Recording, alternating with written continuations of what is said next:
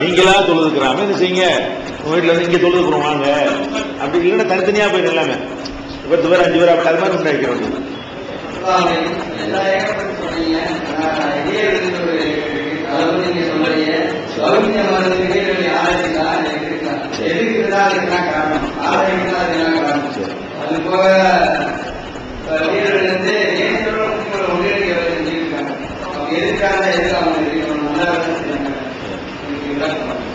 அதாவது விடியல் வெள்ளிங்கிற இயக்கத்தை பற்றி ஒண்ணுமே சொல்லலையே அப்படின்னு கேட்கிறாங்க.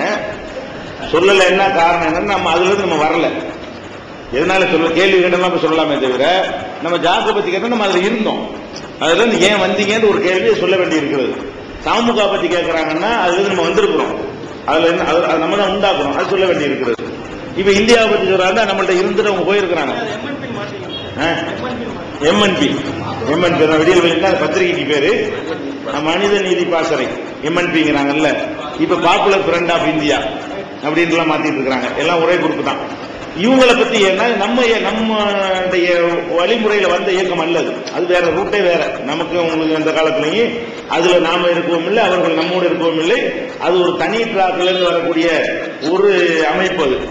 அது வந்து அந்த இஹ்வான்ங்கிற அந்த ஒரு சிந்தனையில முஸ்லீம்களுக்கு எதிராக முஸ்லீம்கள் ஆயுதம் தூக்கலாம்ங்கிற விசக்கருத்தை பரப்புனாங்க இல்லையா.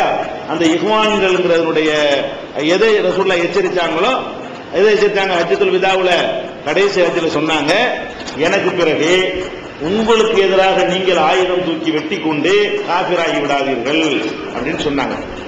இதற்கு மீறி ஒரு சித்தாந்தம் வந்து இஹ்வான்ங்கிற பேர்ல விதைக்கப்படுகிறது. எகிப்துல விதைக்கப்பட்டு அது பாகிஸ்தான் மௌதூதி இந்த மாதிரி ஆளுக்கு மூலமாக கொண்டு செல்லப்பட்டு இஸ்லாமிய ஆட்சியை கொண்டு வர போறோம்னு சொல்லி முஸ்லீம் ஆட்சியாளர்கள் எல்லாம் கொள்றது, முஸ்லீம் நாட்டுகளிலே முஸ்லீம்கள் அமெரிக்கா அழிச்சது அதிகமாக அழிச்சிருக்காங்க. அந்த ஆளுங்க இந்த இஹ்வான்ங்கிற கும்பல் என்ன பண்ணிருக்கு, அமெரிக்காக்காக நம்மளை அழிச்சதை விட அதிகமாக எகிப்துல வந்து இந்த மாதிரி ஆளுக்கு முஸ்லீம்கள் நிறைய நினைச்சிருக்கிறாங்க, அழிச்சிருக்கிறாங்க. அது மாதிரி அல்ஜீரியாவில் பல இடங்கள்ல இவங்களால தான் அழிக்கப்பட்டிருக்கிறாங்க. அந்த தொடர்புல அவங்க வர்றாங்க. நம்முடைய ஒரு அகல ஹதீஸ் அந்த மாதிரி குர்ஆன் ஹதீஸ் பேஸ்ல வந்தவங்க அவங்க கிடையாது. அவங்க ரூட்டே வேற. அந்த இயக்கத்தை பத்தி நிலைப்பாடு என்னன்னு கேட்டா, முதல் மேட்டர் என்னன்னா, இன்னைக்கு வந்து இந்த கேள்வி தேவையற்றது. ஏன்னு கேட்டா, அவங்க யாருங்கிறது அவர்களே வெளிப்படையாக காட்டி கொண்ட ஒரு நேரம். ஒரு 2 வருஷத்துக்கு முன்னாடி என்றால் அவங்களை பத்தி அக்குவே ராணிகார விளக்க வேண்டிய ஒரு அவசியம் இருந்தது. இப்ப இன்னைக்கு என்ன நிலைமை, அவங்க சொன்ன எல்லாத்தையும் அவர்களே மாற்றி கொண்டது இன்னைக்குள்ள நிலைமை. இன்னைக்கு தேர்தல் உள்ள நிலைமை என்ன, இப்ப நம்ம போராட்டங்கள்லாம் பண்ணணும்.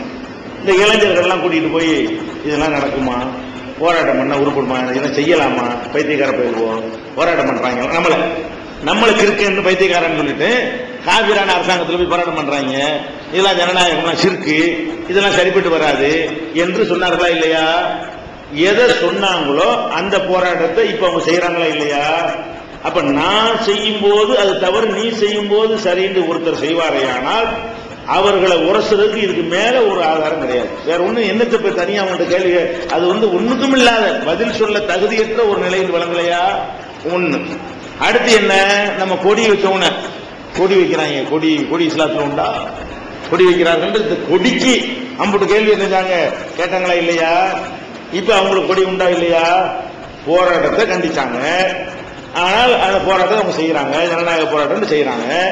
கொடி வைக்க கூடாதுன்னு சொன்னாங்க. கொடி இப்ப அவங்களுக்கு உண்டா இல்லையா? கொடி அணிவகுப்பு நடத்துற அளவு கொடி உண்டா இல்லையா? கொடி அவங்களுக்கு உண்டு. அடுத்து என்ன, காபிரான அரசாங்கம் இஸ்லாமிய ஆட்சியை கொண்டு வர போறோம், காபிரான அரசாங்கத்தை வந்து நம்ம மதிக்க கூடாது அப்படிங்கிற மாதிரி என்னஞ்சாங்க கொண்டு வந்தாங்க. முஸ்லீம் இயக்கங்கள்லயே சுதந்திர தினம் குடியரசு தினம் கொண்டாடுற ஒரே இயக்கம் அவங்க மட்டும்தான்.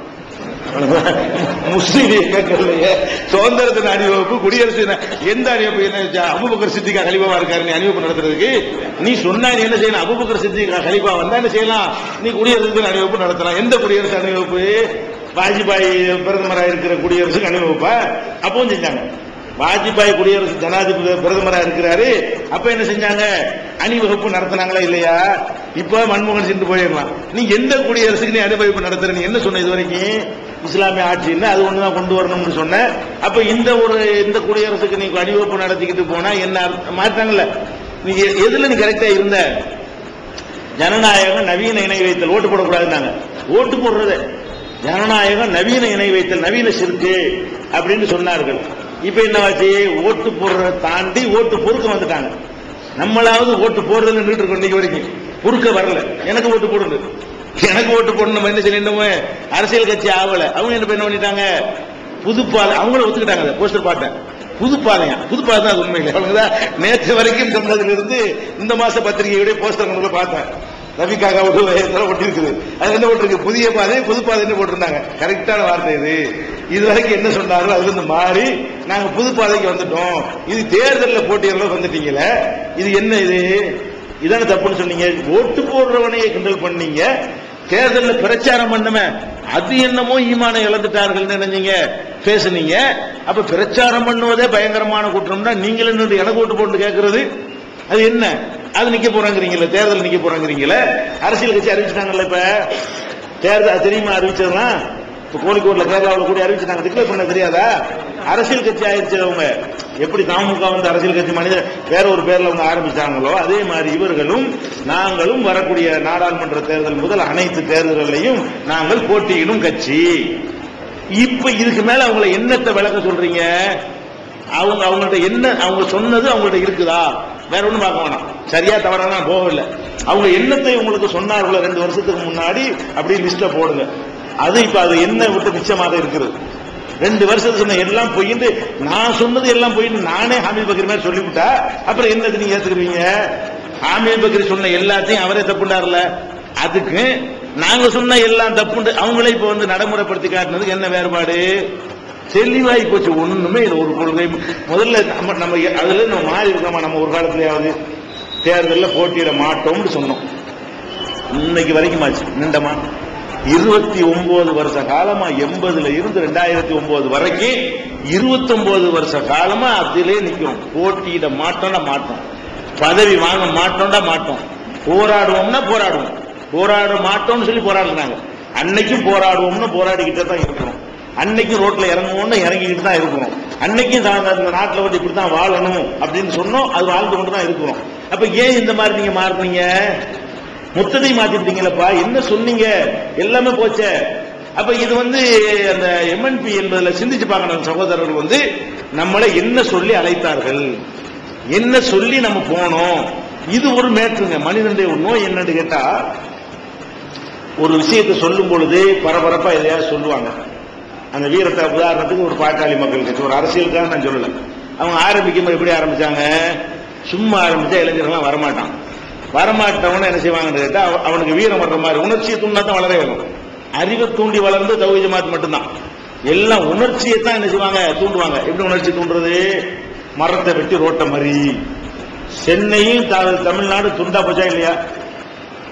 வன்னியர் சங்கம்ங்கிற பேர்ல பாட்டாளி மக்கள் கட்சிக்காரங்க இருக்கும் பொழுது மரத்தை வெட்டி ரோட்ல போட்டுருவாங்க. ஒரு பஸ் தாண்டி வன்னியர் பெல்ட்டை தாண்டி வடக்கு மாவட்டங்களை தாண்டி அங்கிருந்து போகாது. அப்ப அந்த மாதிரி பஸ்ஸுகளை மறிச்சு கொளுத்தி, ஆயிரக்கணக்கான பஸ்ஸுகளை கொளுத்தி, இதை பார்க்க பார்க்க அவனுக்கு என்ன செய்யும்? சரியான வீரமான ஆட்டம். பஸ்ஸை கொளுத்துறாங்க, அதை கொளுத்துறாங்க, மரத்தை வெட்டி போடுறாங்க. தமிழ்நாடு அப்படி கலந்ததுல அப்படிலாம் இருந்தவங்க அதுலயே இருக்கிறமா இல்லையா? இப்போ மரம் வெட்டுவன்னு சொன்னமா இல்லையா? மரம் வெட்டுவது மாதிரி பெரிய குற்றம் கிடையாது. பசுமை தாயகம், இப்ப பேர் என்ன? பசுமை தாயகம். மரம் வளர்க்கணும், மரம் வளர்க்க தப்பான். இப்ப ஏன் அது மரம் வெட்டி தான் இப்ப வளர்த்தீங்க? மரத்தை வெட்டி கட்சியை வளர்த்துக்கிட்டு இப்ப மரத்தை வளர்க்க போறாங்க. என்ன பண்றது? இது கிண்டலா? இதை வந்து உங்களுக்கு புரிந்து கொள்ள முடியுதுன்னா எம்என்பியை புரிந்து கொள்ள முடியல.